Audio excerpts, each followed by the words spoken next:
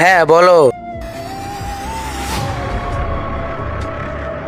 তুই তুই এখানে কি করছিস? আর আমার ঘরে তুই আমাকে না বলে কেন ঢুকেছিস? মা আমার খুব জোরে খিদে পেয়েছে।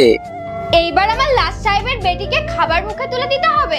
কালকে কাল রাতে ফ্রিজে খাবার রাখা আছে, গিয়ে খেয়ে নে। মা ওই আঙ্কেলটাও তো আসবে। আসলে তো আর কোনো কিছু বানাবে না। এই তোর কি রে? কি আসলো কে গেল? মারবো না একটা। এখানে কি করছে? আরে আমি কতবার বলেছি আমার ঘরে জিজ্ঞাসা না করে আসবি না, তাও মা মা করতে করতে চলে আসবে। তুমি কিন্তু বাবাকে ঠগাচ্ছ। আমি আমার বাবাকে সব বলে দিব। কি বললি তুই? তুই তোর বাবাকে বলবি? তুই যদি তোর বাবাকে বলিস না, তোকে আমি মেরে ঘর থেকে বার করে দেব। যা, চলে যা এখান থেকে। বেশি এসছে বাবাকে বল। ও কিন্তু এই বয়সে একটু বেশি কথা বলে। ঠিক বলেছো তুমি, কোন দিন একটু পিটুনি দিতে হবে, তারপরে সব ঠিক হয়ে যাবে।